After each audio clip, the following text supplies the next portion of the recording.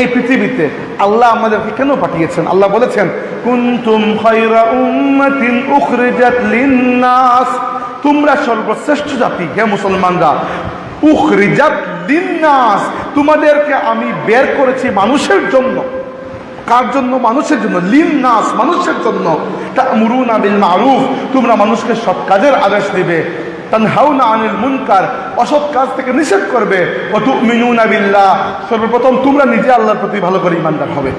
প্রথমে নিজের ঈমান ঠিক করবে, পরে মানুষকে ঈমানের দাওয়াত দেবে। আমাদের উচিত ছিল এই দেশের অন্য ধর্মাবলম্বী লোকদেরকে ঈমানের দাওয়াত দেয়া, না দিয়ে আমরা তাদের বস্তি জ্বালিয়ে ফেলছি। এটি বড় অপরাধের কাজ হয়েছে। আমি চ্যালেঞ্জ দিয়ে গেলাম, আপনি এটি দেখাতে পারবেন না। রাসূল সাল্লাল্লাহু আলাইহি ওয়াসাল্লাম মক্কা শরীফে থাকার সময় মক্কার কুরাইশদের 360টি মূর্তির মধ্যে একটি মূর্তিও ভাঙ্গেন নাই। আল্লাহ নবী কি করেছেন? যারা মূর্তি পূজা করে তাদেরকে ইসলামের মধ্যে নিয়ে এসেছেন, পরে তারা নিজের হাতে নিজের মূর্তিগুলো ভেঙে দিয়েছে। আমাদের এই কাজ করা উচিত ছিল। সম্মানিত হাজিরিন, রাসূল পাক সাল্লাল্লাহু আলাইহি সাল্লাম মক্কা শরীফে 13 বছর দাওয়াত দেওয়ার পরে যখন মক্কার মানুষের কাছ থেকে পেয়েছেন, তখন কেবল দুঃখই পেয়েছেন, কোনো সুখ পান নাই। বিনিময় স্বরূপ কেবল দুঃখই পেয়েছেন। এবং আল্লাহর হাবিবকে তারা বাধ্য করেছে মক্কা শরীফ ছেড়ে মদিনা তৈয়্যিবায় হিজরত করতে। যখন আমার নবী হিজরত করছেন, চোখ মুবারক দিয়ে পানি পড়ে দাড়ি ভিজে যাচ্ছিল, কারণ জন্মভূমি ত্যাগ করে তাকে যেতে হচ্ছে বিনা অপরাধে।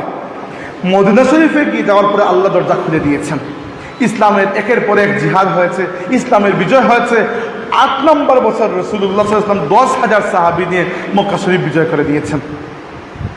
যে জায়গা থেকে কাফিররা আমাদের নবীকে বের হয়ে যেতে বাধ্য করেছিল, মাত্র 8 বছরের মাথায় সেই মক্কা শরীফ আল্লাহ রাসূল বিজয় করে দিয়েছেন। এর 1 বছরের মাথায় 10,000 থেকে বাড়তে বাড়তে মুসলমানদের সংখ্যা প্রায় 1.25 লক্ষ হয়ে গিয়েছিল। 10ম হিজরিতে আল্লাহর নবী সাল্লাল্লাহু আলাইহি ওয়াসাল্লাম 1.25 লক্ষ সাহাবী নিয়ে নিজের জীবনের প্রথম এবং একমাত্র হজ বা শেষ হজ যেটি বলেন, আল্লাহ রাসূল জীবনে একটাই হজ করেছেন, বিদায় হজ, আমরা বিদায় হজ বলি, হজ করেছেন। এবং হজ করে হজের সময় যে খুতবা দিয়েছেন, সেই খুতবায় আমাদেরকে উম্মতকে আল্লাহ নবী একটি দায়িত্ব দিয়েছেন।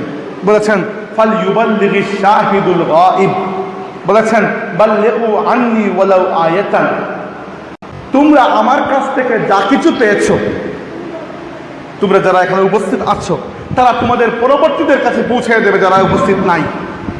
কতটুকু পৌঁছে দেবে?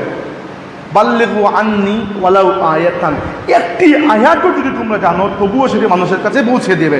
তো এই দায়িত্বটি কেবল সাহাবীদের ছিল না, কিয়ামত পর্যন্ত মুসলমানদের এই দায়িত্ব।